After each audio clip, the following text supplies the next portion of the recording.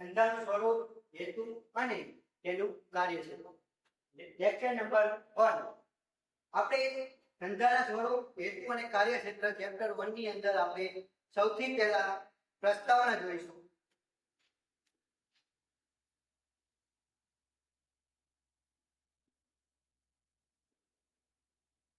તો સમગ્ર વિશ્વમાં આર્થિક પ્રવૃત્તિઓ વેપાર અને વાણિજ્યને જીવંત રાખે છે. એટલે સમગ્ર વિશ્વની અંદર આર્થિક પ્રવૃત્તિઓ જે છે એ વેપાર અને વાણિજ્યને જીવંત રાખે. તમારા શહેર, આપણા શહેરની અંદર અથવા ગામડાની અંદર કુંભાર, લુહાર, વણકર, મોચી આર્થિક પ્રવૃત્તિઓ દ્વારા આર્થિક લાભ કે નાણાકીય વળતર મળે. એટલે કુંભાર, લુહાર, વણકર આ બધા કામ કરતા હોય. આ કામ કરીને જે પણ વસ્તુ બનાવે છે એ વસ્તુ વેચીને પોતાની પાસે વળતર એટલે કે રૂપિયા મળે. શહેરમાં નાના મોટા કારખાનાઓમાં આપણે જોઈએ છીએ કે સિટીની અંદર વધારે ભાગે કારખાનાઓ છે. તો કારખાનાની અંદર ઘણા બધા કારીગરો કામ કરતા. તો એક કારીગરો હોય છે એમને કામના બદલામાં એમને રોજગાર મળે. જે વ્યક્તિઓ કારીગરો કામ કરતા હોય છે તેમને એ કામના બદલામાં નાણાં મળતા હોય છે. આથી આ બધી પ્રવૃત્તિઓ આર્થિક પ્રવૃત્તિઓ કરવામાં આવતી હોય છે. અને જેનો ઉદ્દેશ આર્થિક ઉપાર્જનનો હોય છે. ધંધો એ નફાના ઉદ્દેશથી કરવામાં આવતી આર્થિક પ્રવૃત્તિ છે. ધંધો એ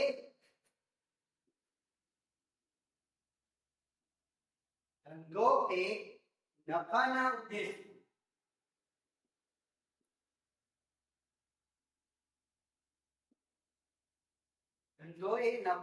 ઉદ્દેશથી કરવામાં આવતી પ્રવૃત્તિ છે. બરાબર વિદ્યાર્થીઓ, ધંધો એ નફાના ઉદ્દેશથી જ આપણે કરતા હોઈએ છીએ. ધંધા ઉપરાંત વ્યવસાય, રોજગાર પણ આર્થિક પ્રવૃત્તિઓનો પ્રકાર છે. માનવીની જરૂરિયાતમાં સતત વધારો થતો જાય છે. માનવીની જરૂરિયાત જે છે એ સતત વધતી. હવે આપણે જોઈએ તો કે એક શિક્ષક અથવા કોઈ ડોક્ટર તો એ મહિને સૌથી પહેલા લાખ રૂપિયા, તો લાખ રૂપિયા થતું હોય પછી તો એનો લાખ રૂપિયા પગાર તો એને સંતોષ ન એ જીવ વધી જશે. પછી થોડો વધે તો એમ થાય કે જીવ વધી જશે. એમ માનવી જે છે એ જરૂરિયાતોમાં સતત વધારો જોવા મળે. આમ જરૂરિયાતો સંતોષવા માટે માનવી આર્થિક પ્રવૃત્તિ કરવી પડે. કારણ કે એને કોઈ પણ આપણે કામ કરીએ, આપણે પૈસા કમાવા તો એના માટે આપણે કામ કરવું. જો આપણે કામ કરીએ તો જ આપણને પૈસા મળતા હોય. આમ જરૂરિયાતો સંતોષવા માટે માનવીએ આર્થિક પ્રવૃત્તિ કરવી એટલે કે કામ કરવું. ઉદાહરણ જોઈએ તો એક ખેડૂત અનાજનું ઉત્પાદન કરે તો અનાજનું ઉત્પાદન કરે છે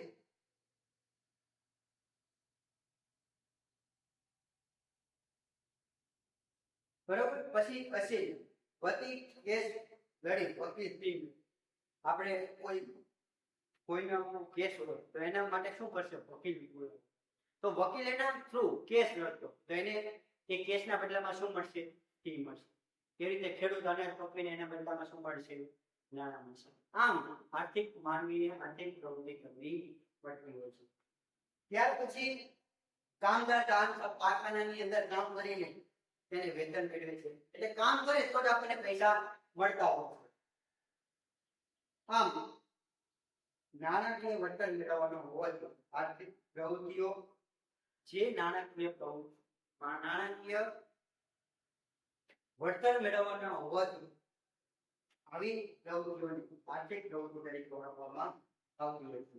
સમાજમાં અમુક વ્યક્તિઓ આર્થિક લાભ અથવા નાણાકીય વર્તન મેળવવાના હેતુ વગર પ્રવૃત્તિ કરતા હોય છે. એટલે અમુક એવી વ્યક્તિઓ હોય છે કે જેને નાણાકીય વર્તન મેળવ્યા વગર કામ કરતા હોય છે. તો એની અંદર આપણે જોઈએ તો કે સમાજ સેવા. સમાજ સેવક જે સમાજના સેવાઓના ઉદ્દેશથી કામ કરે છે, બરોબર. કોઈ ડોક્ટર સમાજ સેવાના ઉદ્દેશથી પ્રેરાઈને મફત તબીબી સેવા આપતો. તો આપણે જોઈએ છીએ કે કોઈ નિવૃત્ત ડોક્ટર હોય તો એને એવું થાય કે હવે તો મેં ઘણા બધા રૂપિયા કમાઈ, હવે મારે સેવા આપવી છે ફ્રીમાં. આપણને કોઈ પણ જગ્યાએ દવાખાને જઈએ અમુક એક ડોક્ટર મફતમાં આપણને સારવાર કરતો. તો આવી બધી જે પ્રવૃત્તિ છે એને બિન આર્થિક પ્રવૃત્તિ કહેવામાં. જે જે નાણાકીય વળતર સ્વરૂપમાં થતી પ્રવૃત્તિ હોય તેને આર્થિક પ્રવૃત્તિ કહેવામાં આવે છે. જેમાં નાણાકીય વળતરની અપેક્ષા ન રાખવામાં આવતી હોય તેને બિન આર્થિક પ્રવૃત્તિ કહેવામાં આવતી હોય. તો હવે આપણે જોઈએ સૌથી પહેલા આર્થિક પ્રવૃત્તિ.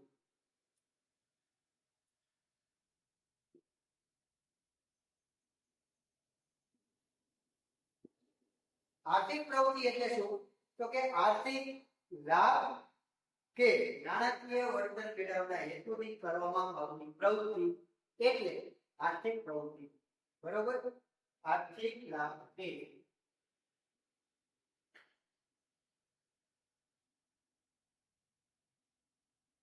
બરોબર આર્થિક લાભ કે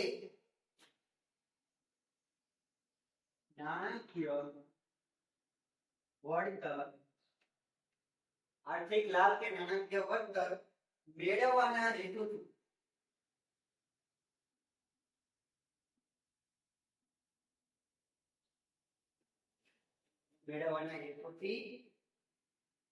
કરવામાં આવતી પ્રવૃત્તિ.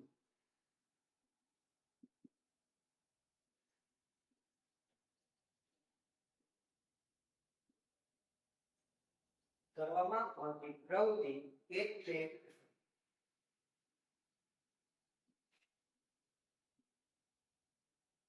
આર્થિક પ્રવૃત્તિ. બરાબર. જીવન જીવવા માટે માનવીએ આર્થિક પ્રવૃત્તિ કરવી છે. આપણે એકવાર જોઈ કે આર્થિક લાભ કે નાણાકીય વળતર, આર્થિક લાભ કે નાણાકીય વળતર મેળવવાના હેતુથી કરવામાં આવતી પ્રવૃત્તિ જે પણ કામ કરતા હોય તેના પાછળનો ઉદ્દેશ નાણાં મેળવવાનો હોય તેને આર્થિક પ્રવૃત્તિ તરીકે ઓળખવામાં આવે છે. માનવી જે છે એને જીવન જીવવા માટે આર્થિક પ્રવૃત્તિ કરવી, બરોબર, જેથી નાણાં મેળવી તેની જરૂરિયાતો સંતોષી શકે. એટલે કોઈ પણ વ્યક્તિ કામ કરતો એની પાછળનો ઉદ્દેશ પૈસા મેળવવાનો હોય છે તેને આર્થિક પ્રવૃત્તિ તરીકે ઓળખવામાં આવે છે. અને પોતાની જીવન જરૂરિયાત સંતોષવા માટે પોતે આર્થિક પ્રવૃત્તિ કરતો. આથી બધી આર્થિક પ્રવૃત્તિઓ ફળદાયી પ્રવૃત્તિ કહેવામાં આવે છે. આર્થિક પ્રવૃત્તિ કરનાર બીજાની જરૂરિયાતો સંતોષી પોતાના માટે આર્થિક લાભ મેળવે છે. આપણે ઉદાહરણ જોઈએ તો કે ખેડૂત અનાજનું ઉત્પાદન કરી વણકર હોય તો એ કાપડનું ઉત્પાદન કરે, સુથાર હોય તો એ ફર્નિચરનું ઉત્પાદન કરે, સમાજના વિભિન્ન વર્ગની જરૂરિયાતો સંતોષે તેમાંથી આર્થિક વળતર. એટલે ખેડૂત અનાજ પકવે, વણકર કાપડ બનાવે, બરોબર, આ બે સુથાર હોય ફર્નિચર બનાવે. તો ફર્નિચર કે સુથાર પોતાને જ જોતું હતું, અનાજ તો ખેડૂત એકને જ જોતું હોતું નથી, બરોબર. આવી રીતે વણકર પોતાનું કાપડ બનાવે તો એ એકલાને જરૂર પડતી નથી.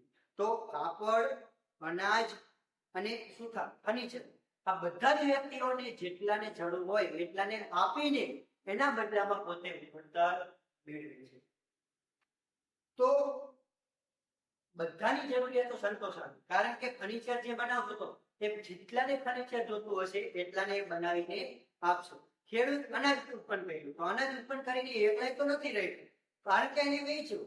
તો વેચવું એટલે શું થયું કે બીજાને જેટલાને જરૂરિયાત હતી એ બધાની જીવન જરૂરિયાત સંતોષાણી, અને એના બદલામાં જે ખેડૂત વણકર અને સુથાર આ ત્રણેયને પોતાને પૈસા મેળવવા એટલે પોતાનું પણ ભરણ પોષણ થઈ શકે. તો આ બધી આર્થિક પ્રવૃત્તિઓ ગણવામાં આવે છે. આજના આધુનિક વિશ્વમાં આર્થિક પ્રવૃત્તિ કેન્દ્ર સ્થાને, બરોબર. હવે આપણે જોઈએ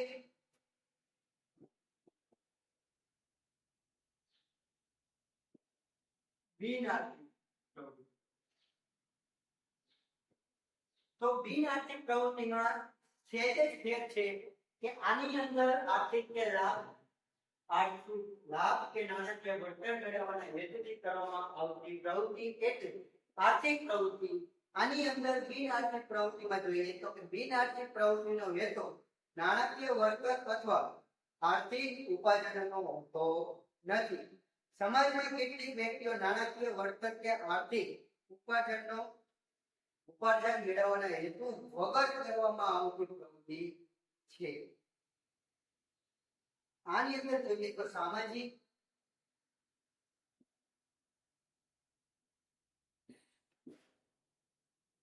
સામાજિક સેવા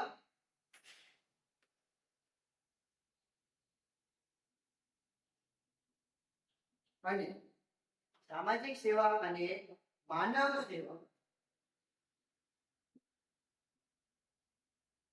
સામાજિક સેવા અને માનવ સેવા, દેશની સેવાઓનો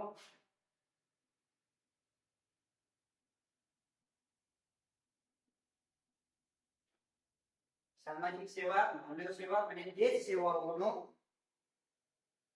હેતુ હોય છે.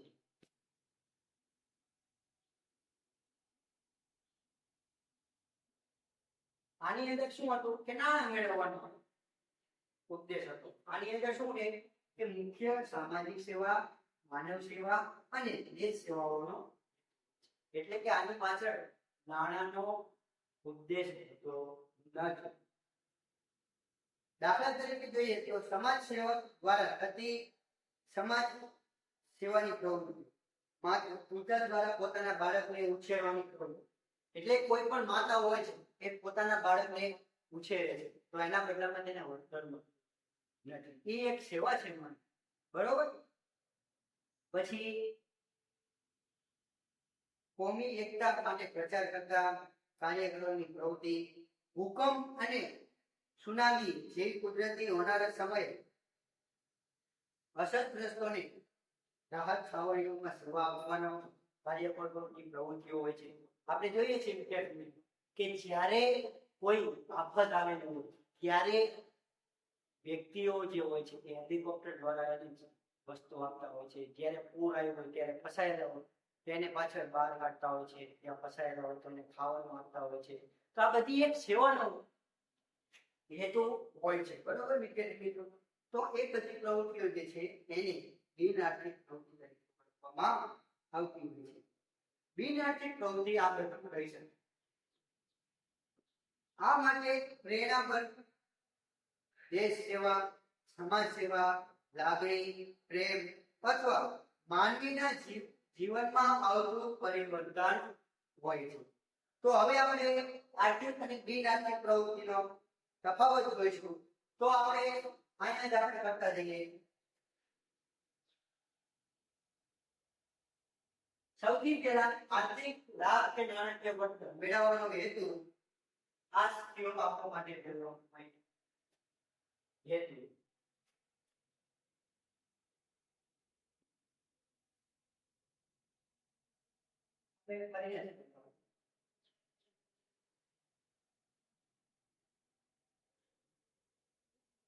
હેતુ રવા દો. પહેલા કામ પહેલો હતો આપણો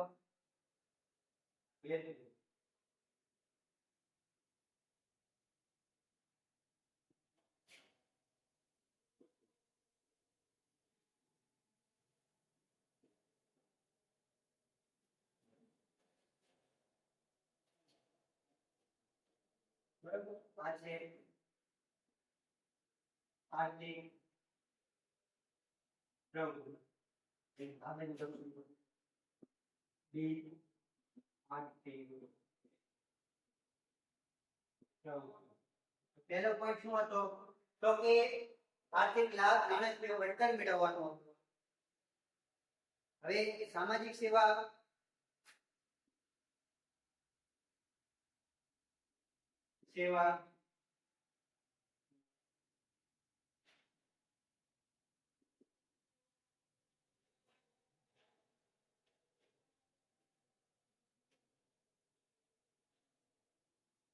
માનવ સેવા અને દેશ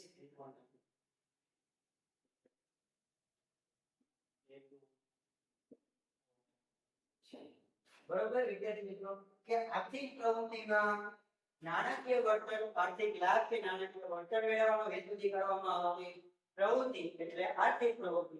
બિન આર્થિક પ્રવૃત્તિની અંદર સામાજિક સેવા માનવ સેવા અને દેશ સેવાનો હેતુ હોય છે. આની અંદર શું હેતુ હોય છે તો કે આર્થિક લાભ કે નાણાકીય વળતર મેળવવાનો હેતુ હોય છે.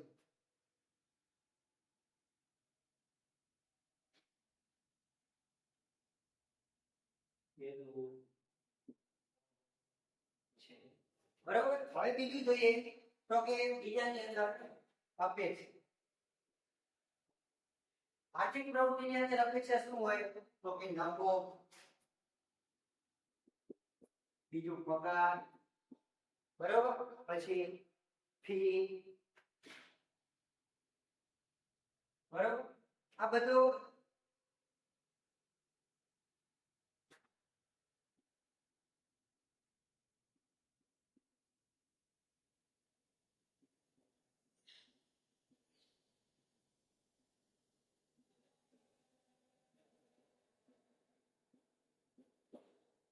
આની અંદર અપેક્ષાઓ જોઈએ તો કે નફો, પગાર, ફી, મહત્તમ સંપત્તિ મેળવવાની અપેક્ષા હોય છે આર્થિક પ્રવૃત્તિની અંદર.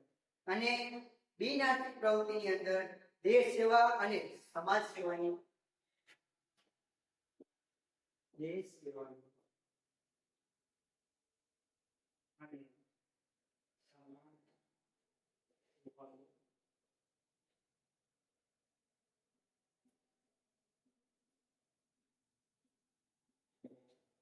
બરોબર રીતે તો કે આની અંદર આપણે જોઈતું નાણાકીય વળતર એટલે શું થયું પગાર, નફો, ફી કે મહત્તમ સંપત્તિ આપે આપણને તો પણ એ આપણા માટે આર્થિક પ્રવૃત્તિ ગણાય છે. અને બિન આર્થિક પ્રવૃત્તિની અંદર દેશની સેવા અને સમાજ સેવાની અપેક્ષા હોય છે. એટલે દેશ લગતું કામ હોય તો અને સમાજ લગતું કામ હોય તો એ કામ કરવાની અપેક્ષા રાખવામાં આવે છે. હવે આપણે જોઈએ તો કે પ્રકાર. તો પ્રકારની અંદર શું હોય ધંધો, વ્યવસાય અને રોજગાર. ધંધો, વ્યવસાય અને રોજગાર. ત્રણ છે અથવા ત્રણ મુખ્ય પ્રકાર છે.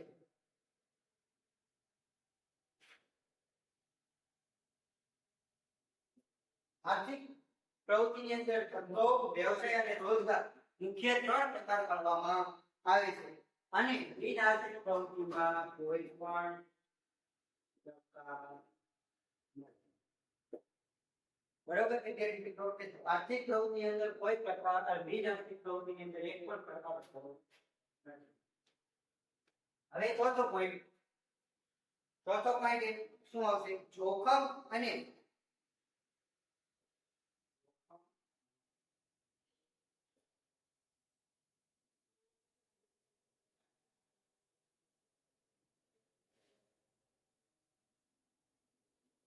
અનિશ્ચિત.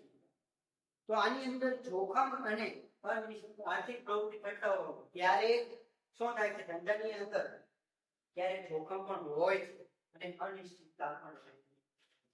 જેથી આર્થિક પ્રવૃત્તિ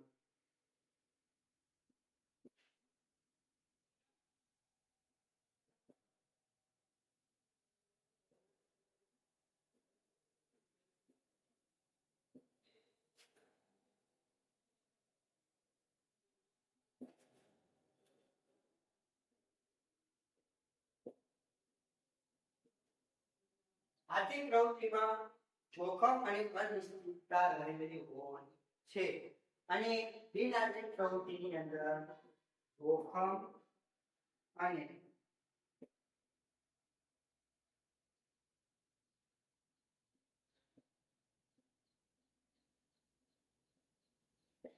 કારણ કે આની અંદર ધંધો કરતા હોઈએ ત્યારે નુકસાન પણ જાય, કોઈ સંજોગોની અંદર કોઈ આફત આવે ત્યારે પણ નુકસાન જાય. તેથી જે હોય છે એની અંદર પ્રવૃત્તિની અંદર જોખમ અને અનિશ્ચિતતા રહેલી છે. જેમ બિન આર્થિક પ્રવૃત્તિમાં સેવા કરવાનો ઉદ્દેશ હોય છે તેની અંદર જોખમ કે અનિશ્ચિતતા રહેલી હોતી નથી, કારણ કે એની અંદર આપણો મુખ્ય હેતુ તો સેવા કરવાનો છે. તેથી એની અંદર કોઈ જોખમ હોતું નથી. હવે આપણે આગળ આ તફાવત છે તમે એક વખત ઘરે બુકની અંદર જોઈ લેજો અને એક વખત તમારી બુકની અંદર જાતે લખવાનો પ્રયત્ન કરો. હવે આપણે જોઈએ કે આર્થિક પ્રવૃત્તિઓના પ્રકાર. બરોબર,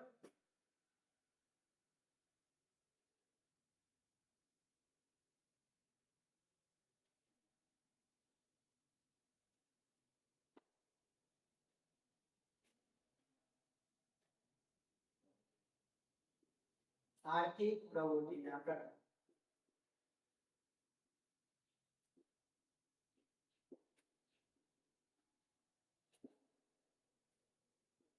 કેટલા હતા? કે 3.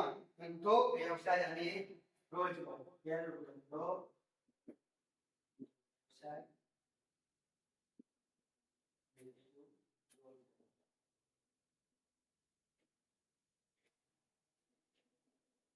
ત્રણ પ્રકાર હતા.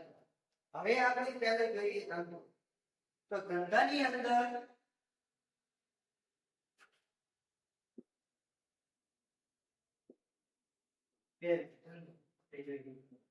તો ધંધાની અંદર જોઈએ તો ધંધો એ અંગ્રેજી શબ્દ પરથી ઉતરી આવેલો છે.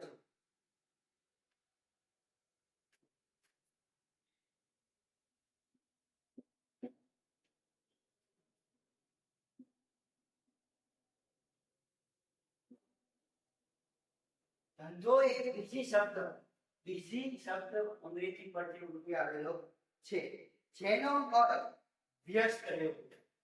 બીજીનો અર્થ શું થાય? વ્યસ્ત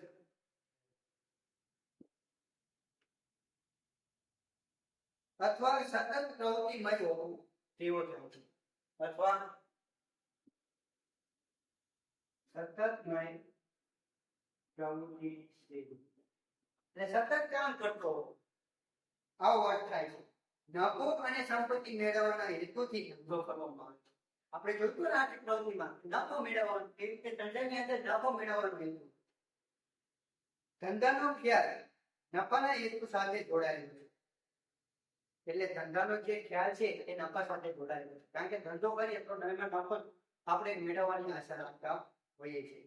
ધંધામાં કોઈક વાર ખોટ પણ જતું હોય તો પણ તે આર્થિક પ્રવૃત્તિ ગણાય છે, કારણ કે ધંધાની ટૂંકી પણ સચોટ વ્યાખ્યા નીચે પ્રમાણે આપી છે. આપણે વ્યાખ્યા જોઈએ ધંધાની અંદર તો કે ધંધો એટલે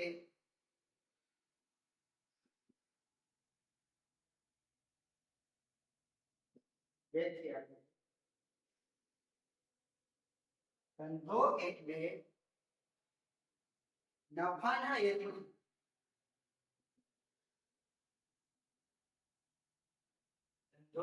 નફાના હેતુથી કરવામાં આવતી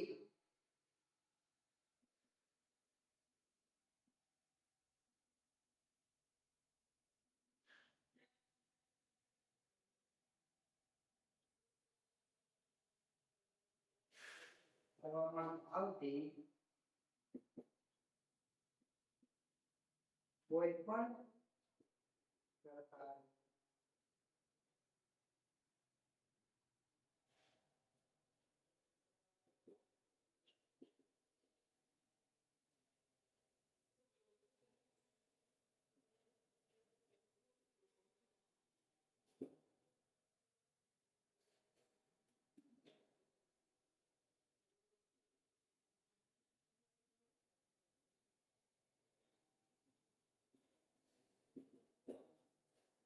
ધંધાની વ્યાખ્યા આપણે જોઈએ તો ધંધો એટલે નફાના હેતુથી શેના નફાના હેતુથી કરવામાં આવતું કોઈ પણ કાયદેસરની આર્થિક પ્રવૃત્તિ એટલે ધંધો.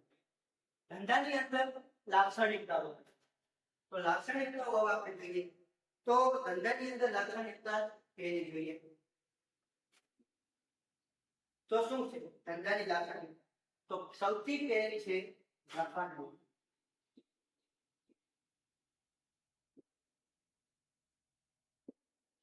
ધંધો ગમે ત્યારે આપણે શરૂ કરીએ છીએ તેનો મૂળભૂત હેતુ આર્થિક પ્રવૃત્તિ દ્વારા નફો મેળવવાનો હોય છે. નફો મળતો બંધ થાય તો ધંધો બંધ થવાની શક્યતા રહેલી હોય છે.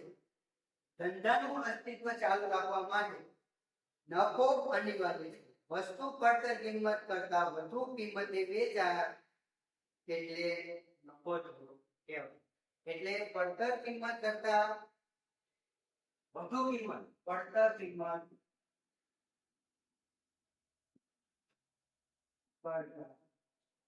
વધુ કિંમત મળે એટલે નફો.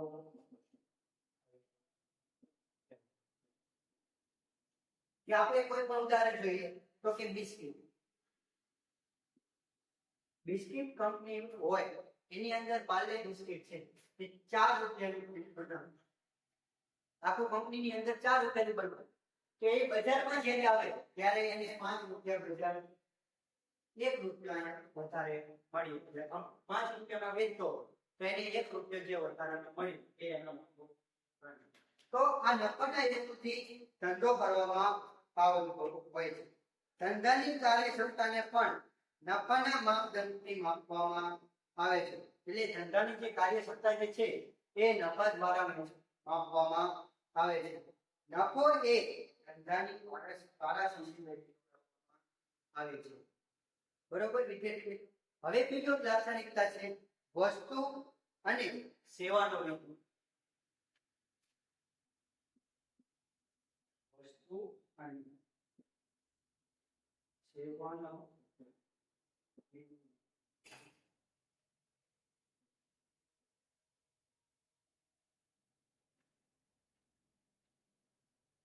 એની અંદર જોઈએ તો વસ્તુ અને સેવાનું ઉત્પાદન કરી અથવા ખરીદીને તેનું વેચાણ કરવામાં આવે એટલે વસ્તુ અને સેવાનો વિનિમય.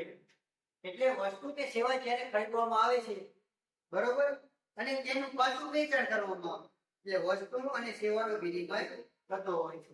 ધંધામાં વસ્તુ અને સેવાનો વિનિમય સાથે સંકળાયેલો હોય છે.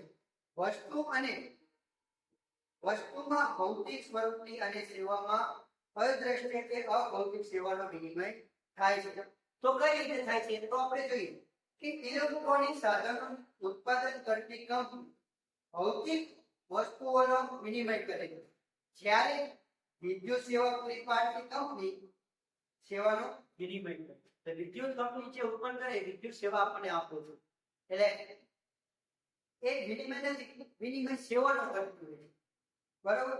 અને જે આપણે વસ્તુ જે હોય છે એ આપણે એક બીજા પાસેથી ખરીદી લીધી અને પાછા આપણે એ જ વસ્તુને ફરીને વેચી તો વસ્તુ આપણી પાસેથી અહીં પહેલા આપણી પાસેથી નાણાં ગયા પછી આપણે એ વસ્તુને પાછી વેચી દીધી તો આપણી પાસેથી વસ્તુ ગઈ અને આપણી પાસે નાણાં. તો આમ વસ્તુ અને સેવાનો વિનિમય થતો હોય. હવે આગળ આપણે જોઈએ ત્રીજો પોઈન્ટ તો જોખમ અને અનિશ્ચિત.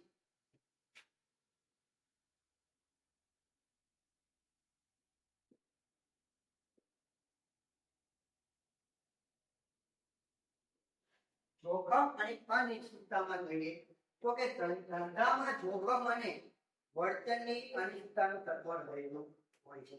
ધંધાની અંદર તો ત્યારે કોઈ પણ કારણોસર ધંધાની અંદર જોખમ રહેલું હોય છે.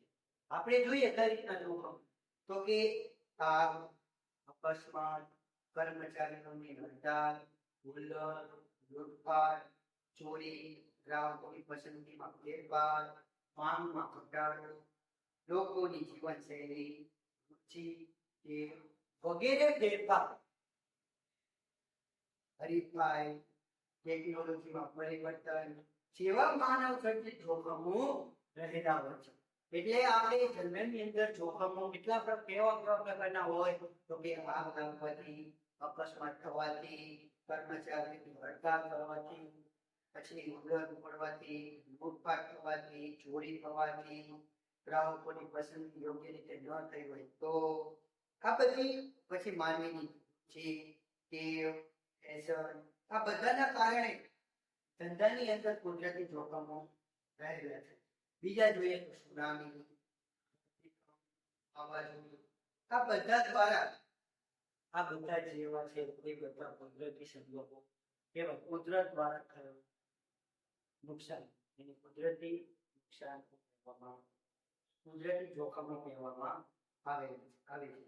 આ જોખમો ધંધામાં આવક ઉપર વિપરીત અસર કરે છે. હવે આપણે જોયું તો કે ધંધાની અંદર આપણે 1 લાખ રૂપિયાનો માલ છે બનાવ્યો, હવે એમાં આગ લાગે અથવા એ ચોરાઈ જાય, બરોબર, કે કુદરતી આફત જોખમના કારણે બધું તણાઈ જાય, તો ધંધાની અંદર જે એ નુકસાન થાય છે, એ નુકસાન જે છે એ ધંધામાં નુકસાન કહેવામાં આવતું હોય છે. આમ ધંધાની અંદર જોખમોના કારણે ધંધામાં દ્વારા મળતું વળતર પણ નિશ્ચિત. જો ઈ માલ ચોરાઈ ગયો તો ધંધાની અંદર લાખ રૂપિયાનું નુકસાન થતું હોય છે. એની ઉપર જે આપણને વળતર મળવાનું હોય એ મળતું નથી. તેથી ધંધાની અંદર છે, ધંધાનો હેતુ નફો કરવાનો હોય છે, છતાં જોખમોના કારણે કોઈ પણ વાર ધંધામાં નુકસાન થતું હોય છે.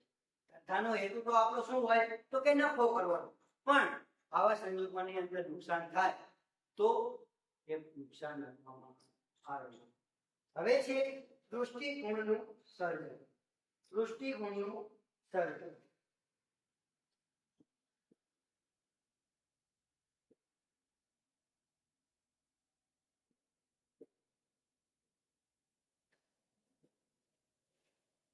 તો વસ્તુ અથવા સેવાની ઉપયોગિતા દ્વારા તેનો વપરાશ કરનારને સંતોષ આપવા, એને દૃષ્ટિગણનું સર્જન.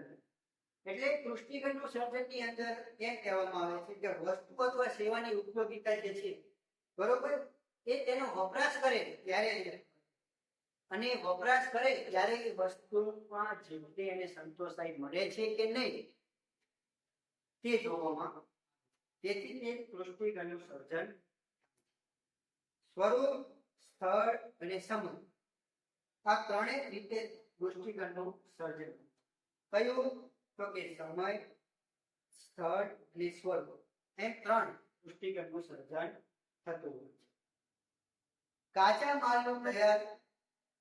માલનો તૈયાર મસાલો માલ રૂપાંતર, એટલે કાચો માલ જે હોય છે એનું પછી પાકા માલમાં એનું રૂપાંતર થતું હોય, તેને વપરાશ યોગ્ય બનાવવામાં આવે છે. એટલે આપણે કોઈ પણ વસ્તુ હોય છે તો એનો પહેલો કાચો માલ હોય, પછી એ કાચા માલમાંથી આપણે સારો માલ બનાવવાનો હોય છે. આપણે જોઈએ છે કે કોઈ પણ બિસ્કિટ બનાવવું તો બિસ્કિટની અંદર કાચો માલના રૂપે ઘઉંનો ઉપયોગ કરવામાં આવે. ઘઉં લાવે અને પછી ઘરે એમાંથી બિસ્કિટ બનાવવામાં આવતા. પછી એ બિસ્કિટ બની જાય પછી એમાંથી કેટલો સંતોષ મળે છે, દૃષ્ટિકોણ અને એનું સર્જન જોવા મળતું હોય છે. આમ માલના ઉત્પાદનના સ્થળેથી ઉપરોક્ત સ્થળ સુધી લઈ જવામાં આવે છે. એટલે જ્યાંથી એનું ઉત્પન્ન કર્યું આપણે ધંધાની, ત્યાંથી જ્યાં સુધી પહોંચાડવાનું છે ત્યાં સુધી પહોંચાડી તેમાંથી એ સ્થળેથી બીજા સ્થળે લઈ જવામાં, એટલે દૃષ્ટિકોણનું સર્જન. માલની જરૂરિયાત ન હોય ત્યારે તેનો સંગ્રહ કરી જરૂરિયાતના સમય પૂરો પાડવામાં આવે છે. એટલે અત્યારે આપણે જોઈએ કે કોઈ પણ કારણોસર બજારમાં તેની જરૂર ન હોય તેને ત્યાં એક જગ્યાએ જથ્થો ભેગો કરીને સંગ્રહ કરવામાં આવે છે, અને જ્યારે તેને જરૂરિયાત ઊભી થાય કોઈ પણ સંજોગોની અંદર ત્યારે જે ભેગો પડેલો માલ છે તેને કરીને વેચવામાં આવે છે. ત્યારે સમયે દૃષ્ટિગુણનું સર્જન થતું હોય છે. હવે છે પ્રવૃત્તિનું સાતત્ય.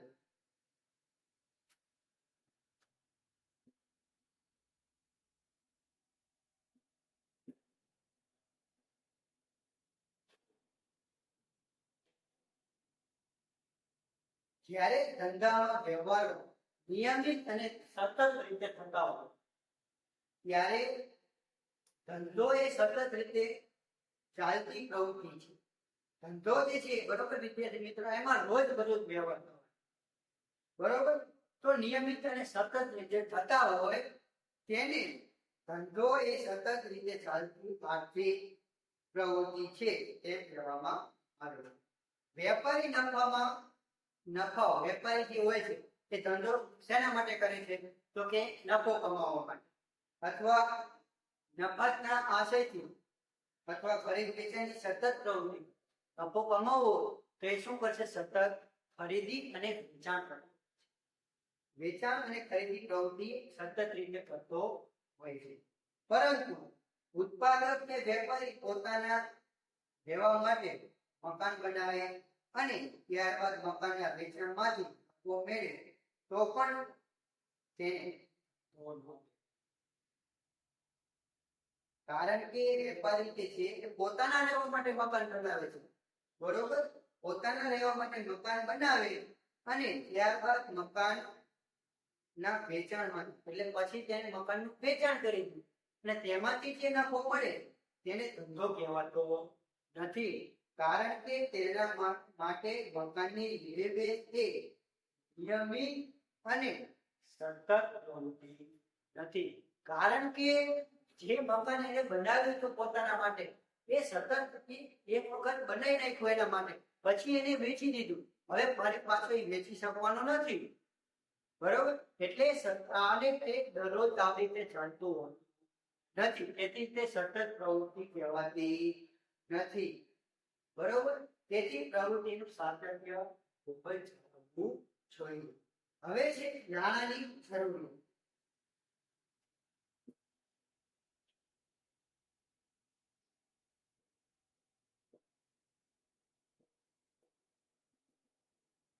હવે ધંધો જ્યારે આપણે શરૂ કરીએ છીએ ત્યારે આપણને નાણાંની જરૂર પડતી હોય છે બરોબર.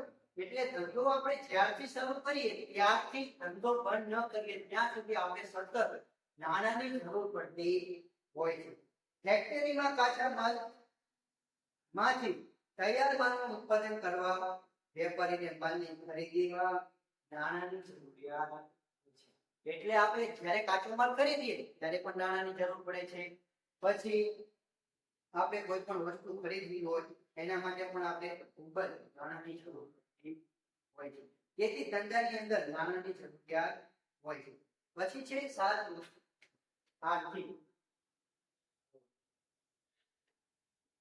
આર્થિક પ્રવૃત્તિ.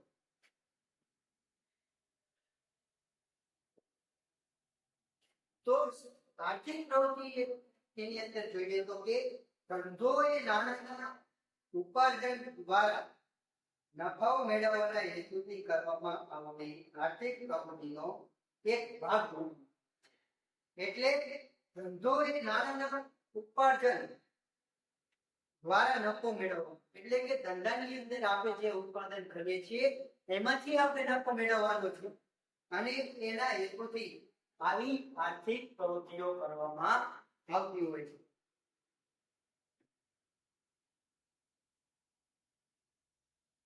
બરોબર.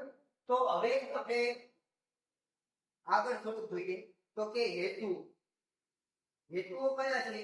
તો આપણે ખાલી નામ જોઈ લઈએ, બીજું પછી આપણે આગળના બીજા લેક્ચરની અંદર હેતુઓનો ઊંડાણપૂર્વક અભ્યાસ કરશું. તો અત્યારે ખાલી આપણે નામ જોઈ લઈએ કયા કયા છે. તો ધંધાના હેતુઓ જે છે આર્થિક હેતુઓ, એની અંદર નફાનો હેતુ હોય છે, મહત્તમ સંપત્તિનો સર્જનનો હેતુ હોય છે, પછી ત્રીજો અન્ય આર્થિક હેતુઓ હોય છે, પછી સામાજિક હેતુઓમાં કેવું હોય છે તો એ બધું આપણે કાલે ઊંડાણપૂર્વક અભ્યાસ કરીશું. તો આજે આપણે પ્રસ્તાવના જોઈ, પછી આર્થિક પ્રવૃત્તિ જોઈ, બિન-આર્થિક પ્રવૃત્તિ જોઈ, આર્થિક અને બિન-આર્થિક વચ્ચે તફાવત જોયો, પછી આર્થિક પ્રવૃત્તિના પ્રકાર વિશે આપણે આજે ઊંડાણપૂર્વક અભ્યાસ કર્યો. અને આજે તમારે હોમવર્કમાં જોઈ લઈએ તો કે ઘરે થોડી પ્રેક્ટિસ થાય, એટલા માટે રિવિઝન થાય, એટલા માટે થોડું હોમવર્ક આવે અને હોમવર્ક તમારે ફરજિયાત કરવાનું છે. તો હોમવર્કની અંદર આર્થિક અને બિન-આર્થિક પ્રવૃત્તિનો તફાવત,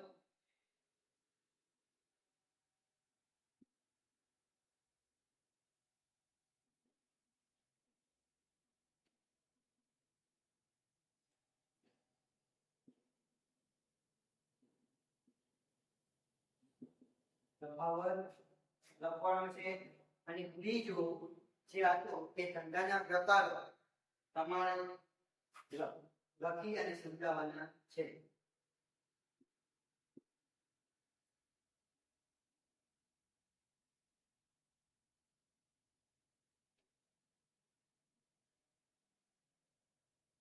બરોબર, આ ટૂંકમાં ધંધાના પ્રકાર વિશે લખવાનું છે. તો એની અંદર તમારે ઊંડાણપૂર્વક લખવાના છે. ધંધાનો અર્થ, ધંધાના પ્રકાર જે છે એ આપણે તમારે લખવાનો. તો સોરી, ધંધાના પ્રકાર વિશે નહીં, પણ ધંધાની જે લાક્ષણિકતાઓ છે એ તમારે લખવાની છે.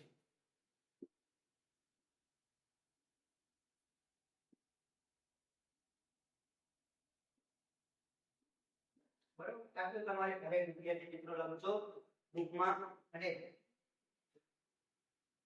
ઘરે એક વખત અને રિવિઝન કરજો. Thank you.